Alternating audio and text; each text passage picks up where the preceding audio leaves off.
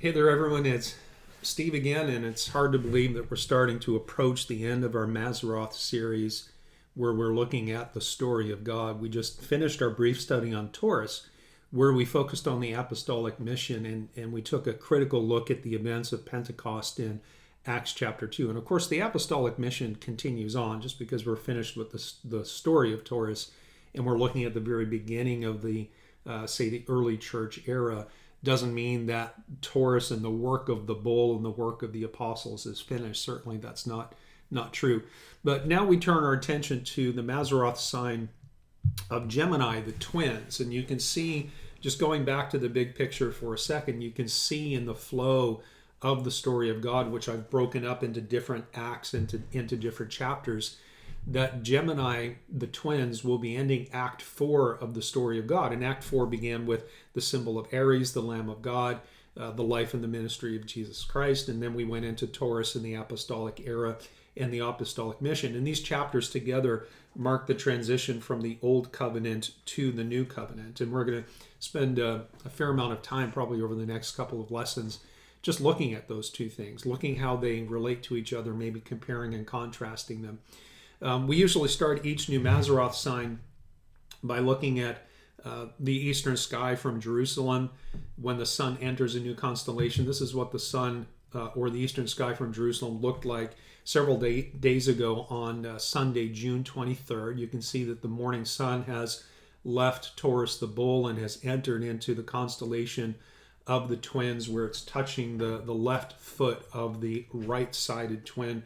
Of course, that constellation, as it comes up and goes along the ecliptic, will start to look like they're righting themselves and the symbols are upright. But when it comes to the symbols that are used for Gemini, you can search the web and you'll see all kinds of images, like infant boys. You'll see two adult women. You'll see stylized versions. You're going to see things that are very modern, very artsy, and so on. But when you look at some of the older ones, and there's no way for us to know which of these symbols are the oldest, you often see something like this. You'll see two male twins with one holding an arrow and a lyre, a musical instrument, the lyre. And that's the twin that's on the right, or the first one that the sun enters into as the constellation becomes the dominant one in the ecliptic during this time of the year. And the other one is holding a sickle, although sometimes the symbol is represented as a club, but usually you'll see a sickle. Now, these twins had different names depending on the language and culture. So, for example, in Greek mythology, they were said to represent Apollo and Hercules, who was half man, half god. In Roman mythology, they were Romulus and Remus, the mythological founders of the city of Rome. And in Latin, they are known as Castor and Pollux. And those names are going to be important for us a little bit later. There are several ancient pagan beliefs about Gemini. Many icons show not twin males or twin girls, but a male and a female who are twins. And these in ancient pagan mythological systems are supposed to represent the duality of life. So light and dark, or mortality and immortality, and so on. And in some pagan systems that show them as either two males or two females, they are said to actually be homosexual. And they're representing homosexual deities that act as guiding lights for those who want to break free from the earthly realm and to ascend into the heavenly realm. And hopefully you can see, ancient pagan beliefs and even Greek Platonism embedded in that sentence there. And yet still other ancient pagan systems say that these gay deities represent the next step in man's evolution towards androgyny. Well, it is what it is. Now, in the Christian world, some authors say that Gemini represents what we believe to be an unbiblical belief in the dual nature of Christ, what is technically called the hypostatic union, where Jesus is somehow fully God and fully man at the same time. And we know that those are mutually exclusive natures. They require two completely different essences that can't coexist as one. No matter how often you invoke the explanation of divine mystery you simply can't make mutually exclusive concepts fit together and coexist at the same time. And I think that that's really more of a cop-out than an explanation. And admittedly, yes, for most of my Christian life, I believed in this dual nature of Christ, which I've come to understand is unbiblical because we've done some fairly extensive research into that. But regardless of what all these ancient pagan explanations are, if the Father of lights is the author and the creator of his own story that he embedded in the lights themselves in creation, then we should probably let him tell us what the twins represent. But ultimately, to understand Gemini, we have to go all the way back to the Abrahamic covenant, which is the beginning of the Mazzaroth with the sign of Virgo. Now, let me tell you what's probably going to happen over the next, certainly in today's lesson. And my apologies if it seems like I'm bouncing around a little bit. It's simply because I'm trying to go back and review some big picture concepts and add some details that we haven't talked about before. But I really need to set up this Gemini study so that the things that come afterwards make a lot more sense. So just hang in with me and things ultimately will connect. But probably more than any of the other Mazzaroth signs that we've studied, we're going to get into doctrine in this case. And I said at the very beginning when we set out to study the story of God and take a full year to do that, I said it wasn't going to be a doctrinal study. And for the most part, it hasn't been. It's been more about history and, it's been about history and understanding the nature and the character of God and his plan and as that evolves. But what we'll find as we start looking at this flow from Aries to Taurus to now into Gemini, doctrine becomes that much more important because we're seeing this transition from old covenant to new, old set of rules to new set of rules. And it's pretty important for us as Christians to be able to understand how they link together. So we have to go back to the beginning. So what I want you to do is take your Bible and go to Genesis chapter 17. I'll give you a second to get there. Genesis chapter 17. Now, at this point, most of you should be able to reiterate what the Abrahamic covenant is. But I want to remind you that the Abrahamic covenant is reiterated several different times.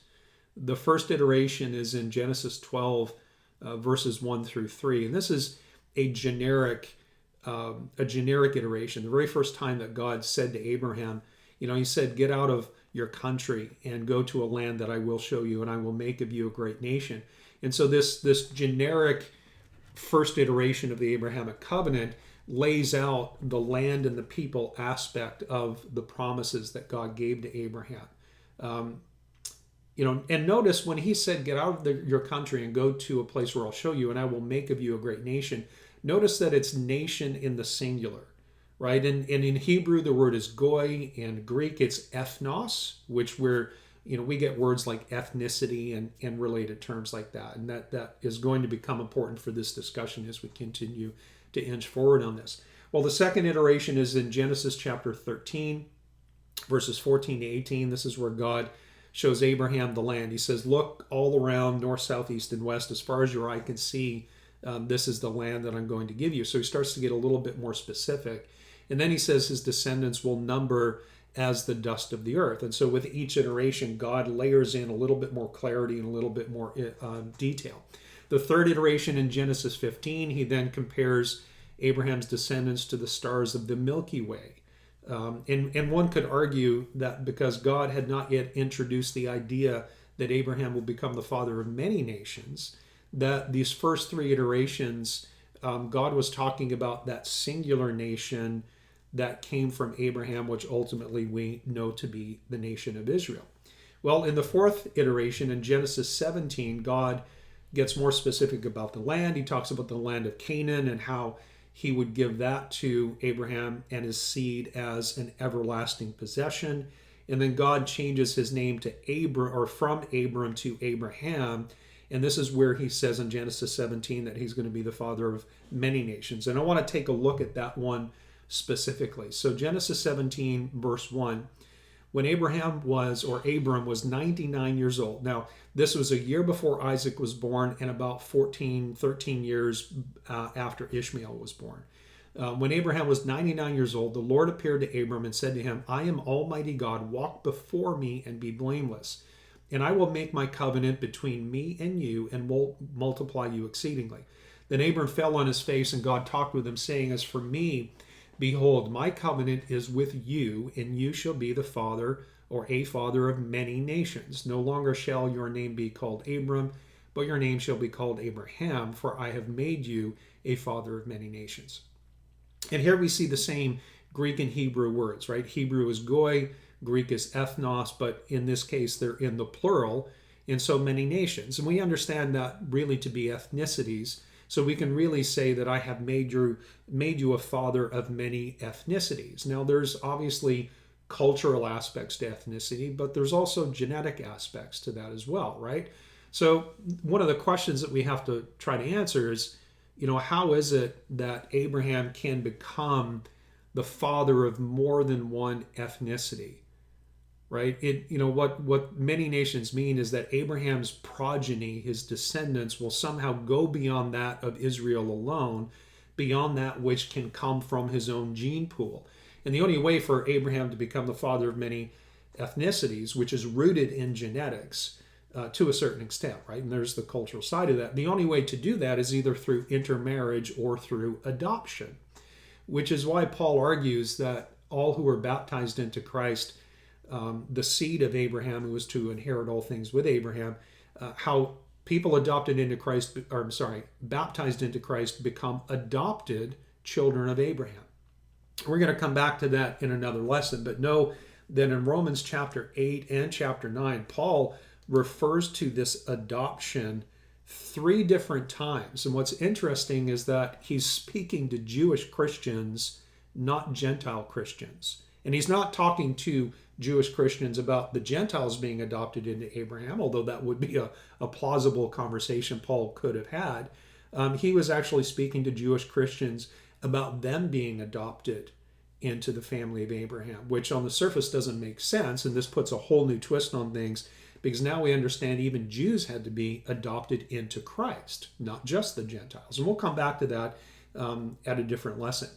Well, if the Jews had to be adopted into the new covenant, it raises the question, exactly how does one become part of the family of God? How does one become the remnant of his people? If we remember the term that we learned from Isaiah chapter 28 when we went through Taurus and Pentecost.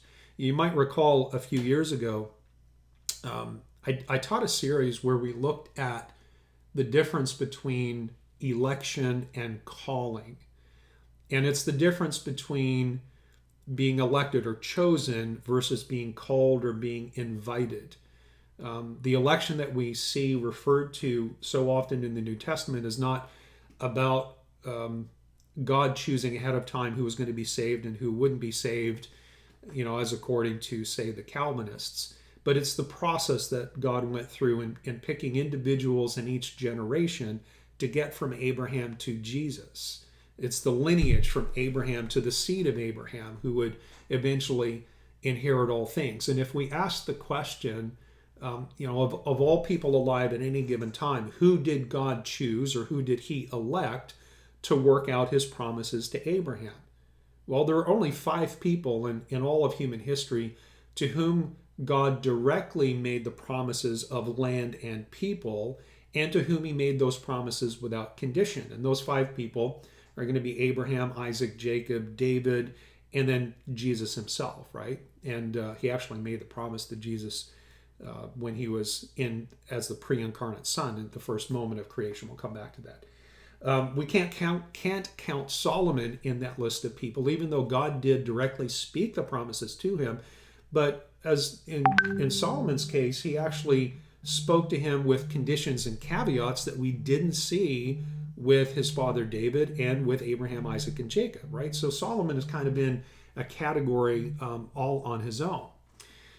So up on the screen here, if you're watching this on video, you see a depiction of what I'm going to call vertical generation. This word generation can be used a couple of different ways, but vertical generation would be what we commonly call like ancestry or descendancy, depending on if you're looking up the line or down the line. And it literally refers to the line that's generated from a given gene pool down through time or across successive decades or centuries or even millennia. But we often use the word generation to refer to all of those who are alive in one time period, regardless of gene pool, regardless of ethnicities. And this would be more of a horizontal generation. And that's typically how we use that word today. Like we talk about Generation X, or we talk about the millennials, and we talk about the generation of free love and all that kind of stuff back in the 60s and the early 70s. So when we look at Abraham's generation, it could refer to Abraham's son and his grandson and the 12 tribes of Israel and all of their children and all of their grandchildren and so on, meaning that vertical generation that comes out of Abraham's own gene pool. Or it could mean horizontally all those people who were alive during Abraham's lifetime, even if they were unrelated to Abraham. For example, like Job. We know Job was a contemporary of Abraham. But here it's important to remember a few things. Regardless of whether we're talking about vertical or horizontal generation, there's always been this division between faithful and the unfaithful. For example, again, during Abraham's time, Abraham's father and likely his brother, they were pagans. But Abraham's contemporary Job looked forward to a future resurrection where he would see his Redeemer with his own eyes. Right? So obviously he was part of the faithful group. Vertically, Isaac was faithful, Ishmael was not. Same thing with Jacob and Esau. So again, regardless of whether we talk about vertical or horizontal generation, there's always the faithful and always the unfaithful. It's also important to recognize that neither Abraham, Isaac, or Jacob were Jews. They were Gentiles. Right? And it was about 430 years before we see the law of Moses and before we see the old, what we call the Old Covenant. But being God's people was a matter of faith. Like before the law, it was a matter of faith and not a matter of genealogy. And it's a matter of obedience driven by a heart for God and nothing more. And that really has never changed. But being an Israelite, we're going to just clarify some terminology here. Being an Israelite began with Jacob's name change in Genesis chapter 32, right? So just like Abram was changed to Abraham, Sarai was changed to Sarah, Jacob's name was changed to Israel in Genesis 32. And so Jacob's 12 sons and all of their children were Israelites. And so too were any who came from that vertical generation, from Jacob's gene pool. And being an Israelite has always been strictly a genealogical matter, regardless of whether or not someone is faithful or unfaithful. But while descendants of Jacob were Israelites, being a Jew meant following the ways of Judah, which is not meant to refer to the man Judah in this particular context, but rather it's a reference to the faithful remnant of his people. Much like the term Ephraim or the drunkards of Ephraim, as again we've learned from Isaiah 28. Ephraim is a term that's used to refer to apostate Israel. And that's linked back to the rebellion of Jeroboam when the kingdom split in two after Solomon died. So being a Jew is a term that's used to refer to faithful Israel. And this language really came into play again with the story of Solomon's apostasy and how the kingdom split between the north and the south, between Israel and Judah, the apostate majority, which was led by the drunkards of Ephraim, the corrupt leadership, and the difference between them and the faithful remnant. The 10 tribes that followed Jeroboam into paganism were all Israelites, but the moment they abandoned God for the false system that was created by Jeroboam, at that moment they ceased to be Jews because they no longer followed the God of Abraham, Isaac, and Jacob and the ways of Judah. Now, we could get a little bit more picky and say that maybe being Jewish began in Genesis 49, where Judah the man received a blessing from his dying father, that the Christ would come from his own vertical generation. And if you want to go to Genesis 49, we can take a look at that. There's actually a couple of interesting points to make, and we've looked at this many times before. Genesis 49, verse 9, Jacob on his deathbed is prophesying over Judah. He says, Judah is a lion's whelp. From the prey, my son, you have gone up. He bows down, he lies down as a lion, and as a lion, who shall rouse him? The scepter shall not depart from Judah, nor a lawgiver from between his feet until Shiloh comes, and to him shall be the obedience of the people. Now, this word Shiloh it's a messianic title, but Bible dictionaries define Shiloh differently. And the conflict comes from, at times, difficulty translating certain Hebrew words that don't have English counterparts. But the two most common, if you look through multiple dictionaries and scholarly commentary, the two most common translations of Shiloh seem to be, the first one would be he whose it is, referring to Christ being the heir of all things, or some others translate it the expected one. And maybe it's both, right? Until Shiloh comes, he whose it is the expected one. And kind of both of those capture really what it means to be looking forward to the Messiah that would come from the line of Judah. Well, let me point one other thing out, and you've heard this before, but also worth mentioning. This is the Septuagint version of verses 9 and 10. It says, a cub of a lion, Judah, from a shoot, my son, you went up. After lying back, you slept like a lion and like a cub. Who will stir him up? A ruler will not cease from Judah, and one who leads from his thighs until the thing laid away for him come. And this is where it differs from the Hebrew Old Testament, he is the expectation of the nations. Instead of saying, to him shall be the obedience of the people, the Septuagint says he is the expectation of the nations. And here again we see the Greek word ethnos, which is ethnicity in the plural. And so even back in Genesis 49, in Jacob's prophecy over Judah, pointing to the Messiah, we see this idea that the Messiah was not just for the Jews, the Messiah was for everybody. Now, again, let me just show you this distinction between election and calling. Let me get oriented here. Give me 1 second on my notes. I said just a second ago that while all the descendants of Jacob were Israelites, not all of them were Jews. And that's because being Jewish is a matter of faithfulness. One problem is that in modern times we equate being a Jew with being an ethnic Israelite, even if that ethnic Israelite is actually secular. As Abraham, Isaac, and Jacob traveled around the Middle East as nomads, their household grew to include many of other ethnicities. And this is how Hagar became part of Abraham's household, and ultimately we end up with Ishmael and the Arab nations.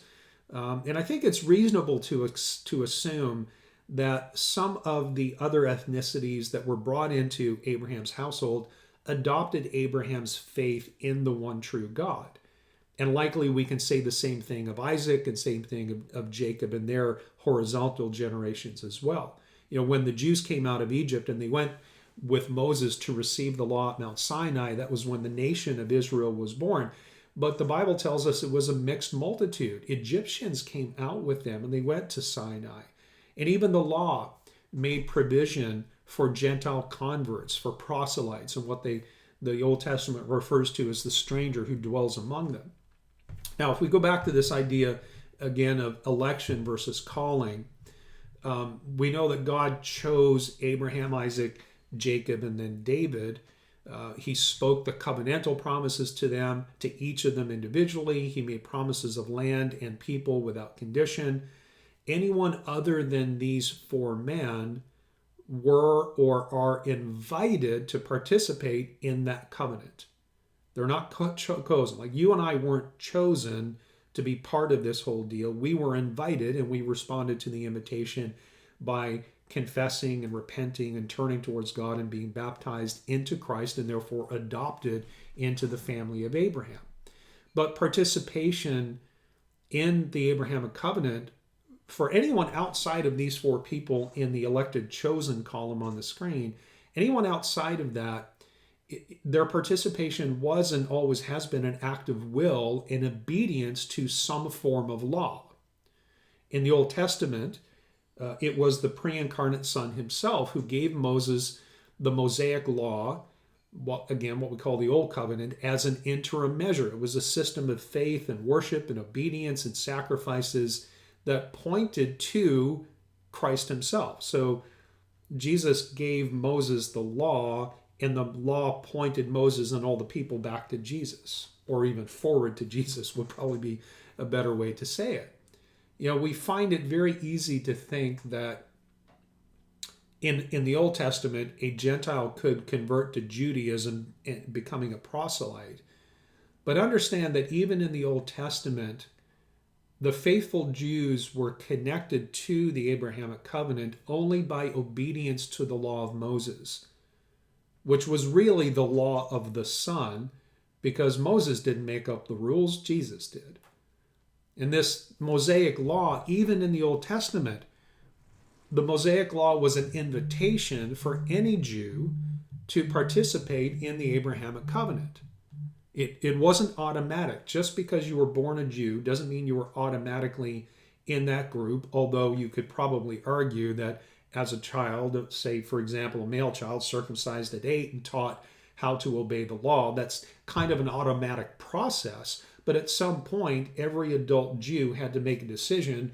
Do I stick with the rules and stick with my people and stick with my God, or do I go my own way? Right? So even in the Old Testament, the connection between Old Testament Jews was an act of will. It was a decision, and they had to obey and be persistent. But it was being connected to Abraham and the pre-incarnate Son through the law of Moses. Again, the Mosaic law was an invitation to any Jew to participate in the promises made to Abraham. An Israelite, in a genetic sense, was only a Jew in religious sense if he or she answered the invitation by obeying the law of Moses. So while the whole nation of Israel was chosen or elected by God to represent him to the rest of the world, and through the tribe of Judah would bring about the Messiah, any individual Israelite had to make a choice. Obey the law and count your blessings, or disobey and experience consequences and sometimes cursing. So under the Mosaic law, a disobedient individual was cast out of the congregation, and their link to the Abrahamic covenant was severed. Now that doesn't mean minor infractions, right? There's a system of rules and things where certain infractions required certain sacrifices for atonement, but there were certain things that an individual Jew would do, and they would be cast out of the congregation or the assembly. But while there are these rules under the Mosaic law that govern the actions of the individual, they also govern the action of the nation, right? A disobedient nation was cast out of the land. So an individual disobedient would be cast out of the nation, or could be cast out of the nation. But a disobedient nation would be cast out of the land. Think Babylon. Think the first exile with Nebuchadnezzar, and the second exile that started with the destruction of the temple in AD 70. So ultimately, I think that the understanding of this Mazzaroth chapter of Gemini requires that we have an understanding of words like Jew and Gentile and Israelite, as well as how all of these different covenants link together. So let's clarify some terminology, and then we're going to spend some time looking at the covenants themselves. So a Gentile is just very simply any non-Jew. But there's three other words, right? There's Hebrew, Israelite, and Jew. Well, what are they? Hebrew is really a language reference, and it refers back to a man named Eber, who was the grandson of Shem at the Tower of Babel. And so when God came down and confused the languages and split them out into different nations, the language of Eber is what we now know as Hebrew, right? That people brought the language of Hebrew with them. We've already described being an Israelite as being a physical descendant of Jacob. That's strictly about genetics. Jew is being a faithful Israelite. Like that is the part of being a remnant of his people, following the ways of Judah. And this harkens all the way back to the splitting of the kingdom, where the distinction between an Israelite and a Jew then took on the connotations of unfaithful or apostate Israel and faithful Israel in the south. Well, we talked about the drunkards of Ephraim, again, Isaiah 28. There are some other terms that the Bible uses for unfaithful versus faithful Israel. For example, sometimes the names Jacob and Esau will be used for faithful and unfaithful Israel, respectively. And you'll see that in Malachi chapter 1, and Paul actually talks about that in Romans chapter 9 as well. Remember that not all Israelites were faithful and not all Gentiles were pagan. Now, granted, there might be small sections, right? There's probably not many Gentiles who became proselytes, and there are probably some periods of time where, certainly under the leadership of good kings and a strong priesthood, most of the nation, most of the individuals that made up the nations were faithful. But again, not all Israelites were faithful. Sometimes the entire nation was unfaithful, and there was only a remnant of people were faithful. But not all Gentiles were pagan either, because some did adopt the ways of Jehovah. So let's take a look at how these different covenants nest together. Think about Russian nesting dolls. And I say that because once you get past the book of Genesis and all of these different iterations of the Abrahamic covenant, each successive covenant sits inside the first one. But even the Abrahamic covenant wasn't the first one, right? We're not going to go into the Noahic covenant, right, where God, after the flood, spoke to Noah and gave him some promises. That's, I guess, maybe a minor covenant within the bigger picture. But let's break it down this way. We're going to talk about different tiers because we're talking about a nesting system. Tier 1, the very first covenant that we see in the Bible, is what last year I called the Father-Son covenant.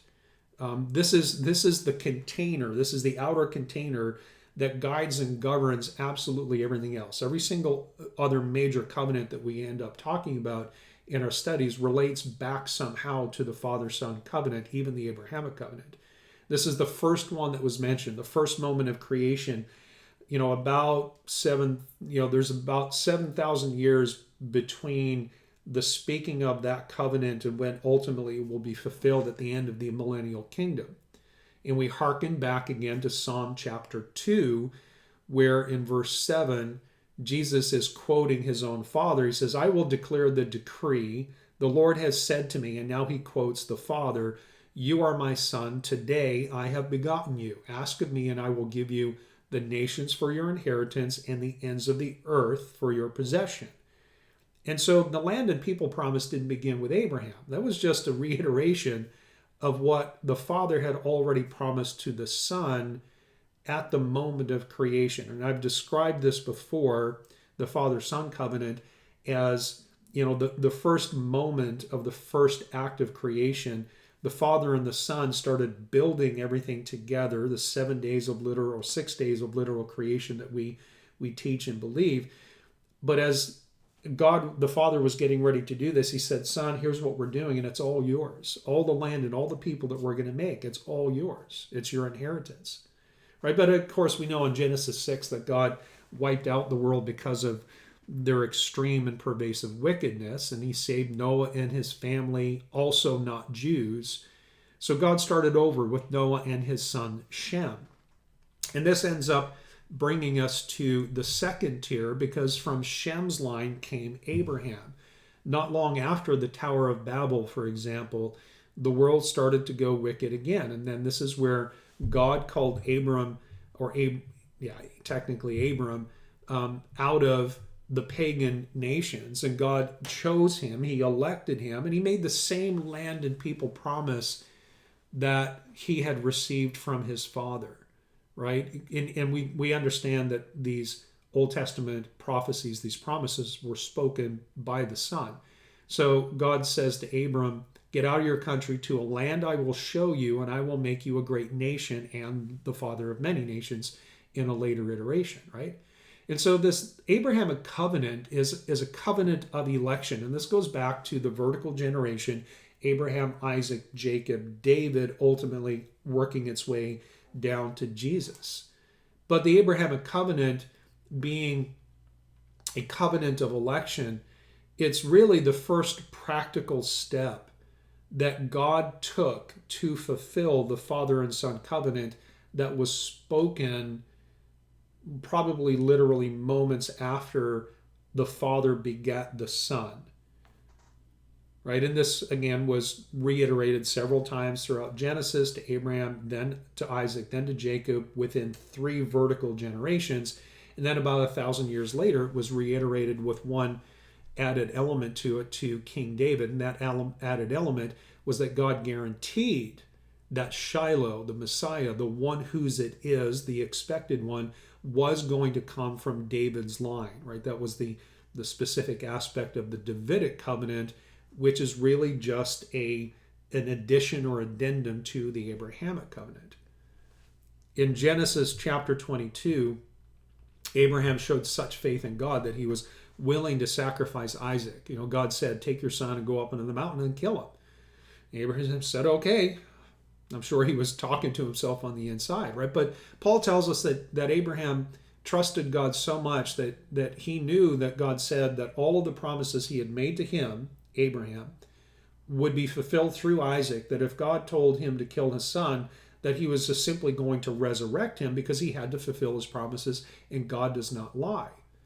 And so in that story, the angel of the Lord, as Abraham has the knife poised and he's ready to kill his son, the angel of the Lord, who was the pre-incarnate Christ, stopped him and he swore a unilateral oath to fulfill the promises he had made. And he says in Genesis 22:15, the angel of the Lord called to Abraham a second time out of heaven and said, by myself I have sworn, says the Lord, because you have done this thing and have not withheld your son, your only son. Blessing I will bless you, multiplying I will multiply your descendants or your seed as the stars of heaven and as the sand which is on the seashore. And your descendants or your seed shall possess the gate of their enemies. In your seed all the nations of the earth will be blessed because you have obeyed my voice. And again, we see the people and the land promise. And the land promise is right there in their descendants possessing the gates of their enemies. And it's talking about the inhabitants of the land of Canaan. Well, if we understand that the Father and the Son covenant is the outer container, the next practical iteration, the first step of fulfilling the Father-Son covenant is the Abrahamic covenant. How do the Mosaic and the New covenants, or the Old and the New covenants, fit in? Well, they fit in as subsections of the Abrahamic covenant itself. So this is now tier 3. And while the Abrahamic covenant was a covenant of election, the Mosaic law as well, let me say it this way. The Old Covenant and the New Covenant are covenants of invitation, right? Under that Mosaic covenant, the collective nation of Israel was invited to remain in the land under peaceful conditions as long as the nation remained faithful, right? And this is one of the big differences between the Mosaic covenant and the Abrahamic covenant, is that the Abrahamic covenant is unconditional and permanent. The law of Moses was a set of conditions that allowed temporary possession and ultimately temporary peace. And much of this, where the nation was allowed to live in the land under peaceful conditions, which was hit and miss, obviously, because of all the troubles that they had. But they did have protracted periods of peace under King David and under Solomon. But much of this was actually predicated on the faithfulness of the leadership, the period of the judges, the kings, and the priesthood, and how the leadership either turned the nation towards God or turned the nation away from him and into paganism or syncretism, where paganism was mixed with Judaism. And a lot of times when the problem was with the kings and the priests, because judges was a period of time that was then followed by the kings and priests, the problems came about usually when the leaders refused to listen to the prophets that God sent to admonish them. In fact, in the New Testament, Jesus is talking to the corrupt leadership of his day and talking about how their ancestors, and he's talking about a wicked vertical generation, right? Throughout all of Israel's history, you can track a wicked generation vertically, how they killed all the prophets, or they just wouldn't listen to them. So again, I think it's important to understand that the Mosaic covenant was an invitation, just like the new covenant, just like the covenant under Christ. Each individual, while the nation was chosen by God, the nation, dependent on the faithfulness of the leadership, was invited to remain in the land under peaceful conditions as long as they did their job, as long as they were faithful shepherds. Now, we've tracked the history of the kings and the priesthood, and we've hopefully done a good job, enough of a job of that over the last several different Maseroth signs, that we understand that for the most part, even when there was a faithful southern kingdom known as Judah, they still had many, many times, probably more often than not, where the nation itself was unfaithful. Hence, the Babylonian captivity and so on. So, parallel to the Mosaic covenant, or within the Mosaic covenant, because we just talked about how the nation was invited to remain in the land under peaceful conditions, hinging on the faithfulness of the leadership. Parallel to that, still within the Mosaic covenant, the individual Jew was invited to be part of, let me say it this way, the individual Israelite was invited to be part of the nation of Israel and to be considered a Jew by adhering to the law. So the Mosaic law has both personal level and national level implications. If back in Leviticus 26, God told the nation, obey me as a nation or else I will exile you. And then if you don't obey me after that first exile, I'm going to exile you again. And this is where we understand the Babylonian as well as the current exile that the Jews are under right now because of that multiplication of time that we see in Leviticus 26. And this is this national level implication of the Mosaic law is repeated in the final chapters of Deuteronomy. It's also reiterated later under Joshua. The nation itself in many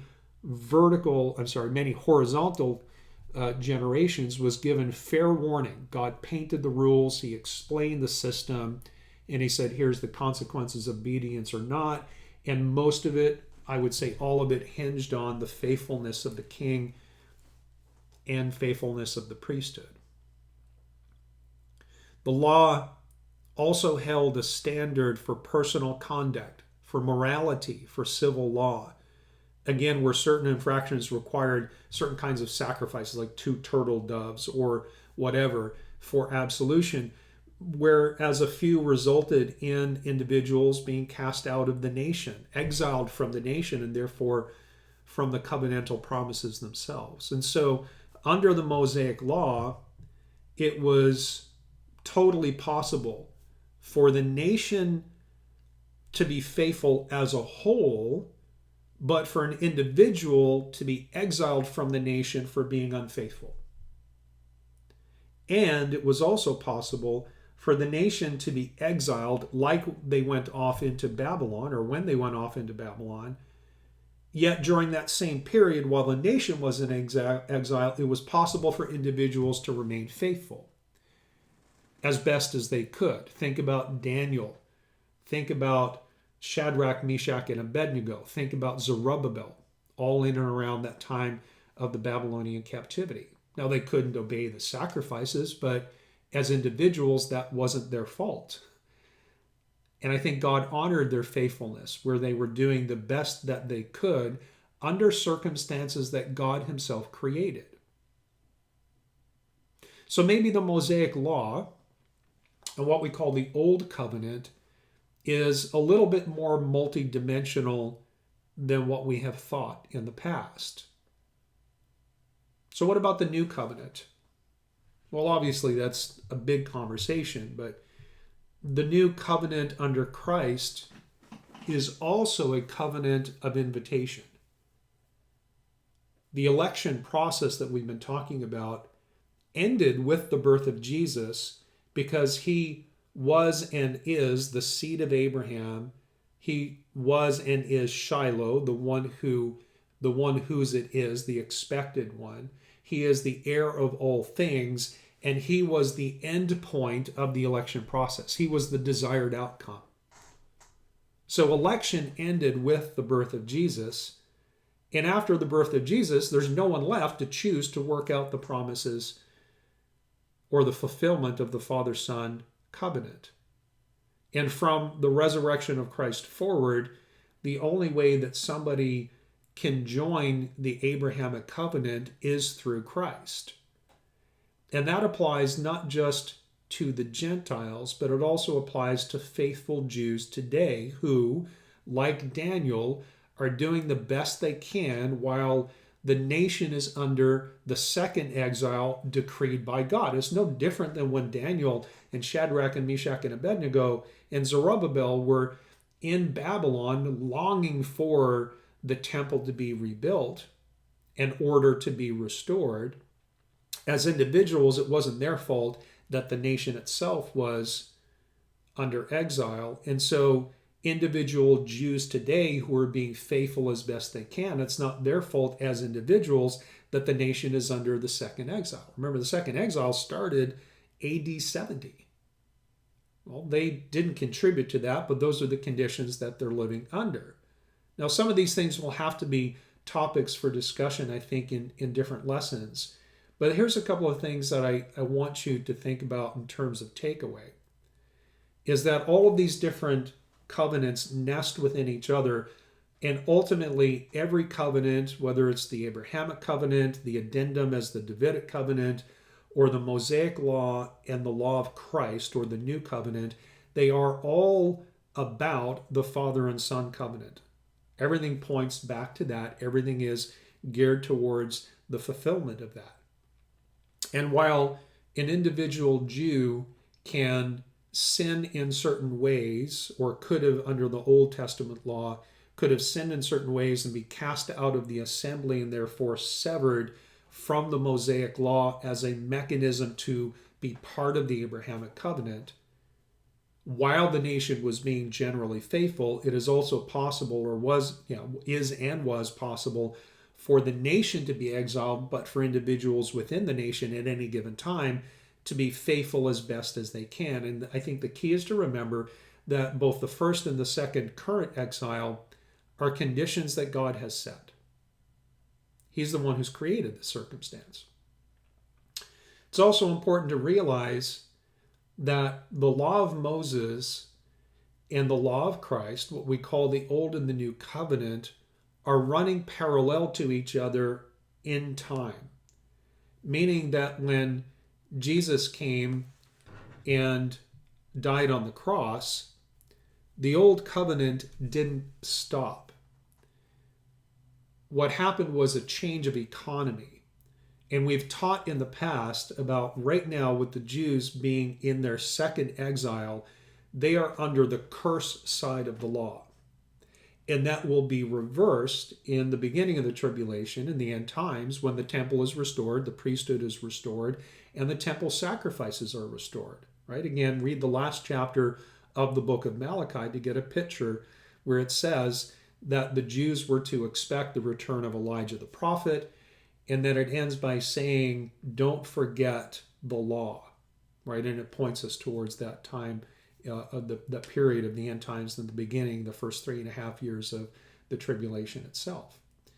But there's this mistaken belief, which is a belief that I held for most of my Christian life, that when the new covenant came, the old covenant was done away with. Well, Jesus himself said, I didn't come to abolish the law. He said, I came to fulfill it. And so ultimately what ended up happening was that when Jesus fulfilled the law, he didn't abolish it. The blessing side and the cursing side, which you can read very clearly about at the end of Deuteronomy, chapters 28 to 30, lays out the consequences under the old covenant of faithfulness or unfaithfulness, particularly at that national level. But when Jesus died on the cross and fulfilled the law, he became the blessing of the Mosaic covenant. Let's just pause and think about that for a second. Right now, the Jews are still in exile. 1960 years from AD 70 brings us into 2029. That's when the temple will be rebuilt and the sacrificial system will be restored. So they are now under exile, under the curse of the law. Well, if they're under the curse of the law, then clearly the law is still in effect. But if they're under the curse of the law, where is the blessing? The blessing is Jesus. The blessing is the escape clause, as Tim has said before. The new covenant is the escape clause for any Jew to get out from under the curse and to be on the blessing side. And they can only do that by being baptized into Christ and adopted spiritually in a faith manner into the family of Abraham. And you might be thinking, well, wait, they're Jews. They're already part of the family of Abraham. Well, as Paul argues, being a Jew is not about circumcision. It's not about genetics. It's about faith, about having the faith of Abraham, regardless of your ethnos, regardless of your ethnicity, your culture, your genetics. It doesn't matter anymore. And it never has mattered. It's always been a matter of faith, because even Gentiles could become Jews in a faith sense back under the law. Leviticus says that there shall be one law for the natural born Jew and the stranger who lives among you. And we have these very stark, very black and white divisions and expectations that we have the Mosaic law and then that's done, and the new covenant and it's completely different, and the Mosaic law is all done away with, and that is unbiblical. It's just simply not true. So let me leave you with this as a little bit of a teaser and just hopefully provoking some thought within you to go back and to reconsider what we think we know about the covenants and how they link together. When Jesus died and fulfilled the law, he fulfilled the righteous requirements which allowed the blessings of the Mosaic law to continue. But what were the blessings of the Mosaic law? A temporary condition to allow Jew or Gentile to be part of the Abrahamic covenant. Now, please don't misunderstand me. When I say that Jesus became the blessing of the law, when he fulfilled it, he took away the requirement of any individual he took away the requirement of obeying the law as a mechanism of salvation, as a mechanism of inclusion in Abraham. And he said, it's me. I've done it, and I've done it for you. And so either Jew or Gentile in the world that we live in today, in our horizontal generation, Jew or Gentile can come to Christ. And if a Gentile comes to Christ, never having been under the curse of the law, they're adopted into Abraham. If an Israelite who is a Jew comes to Christ and is baptized into Christ, and then they are adopted into Abraham from a spiritual standpoint, from a heart standpoint, from a faith standpoint. And so Jesus is the escape clause from the curse side of the ledger to the blessing side of the ledger. But the Mosaic covenant and the covenant of Christ, the old covenant and the new covenant, are running parallel to each other. They're existing at the same time. One didn't replace the other. Now, I said earlier that this is probably, of all the Mazzaroth signs that we're going through, this is probably the one that's going to be doctrinal, right? And what I've tried to do today is just set up a bigger picture that will facilitate some of the other lessons that we have to come. We'll probably come back and hit some of these highlights again just to make sure that we're on the same page and I'm communicating clearly what it is I'm trying to teach. But I hope you enjoyed this, and I hope what I've done is stirred some thoughts. I'd like to hear the wheels turning. And if you guys have any comments, of course you can hit us up on our WhatsApp group chat, or if you're not part of our local fellowship and you're watching this and you have some questions, then just post them on the YouTube channel. God bless you, and we'll be talking to you soon.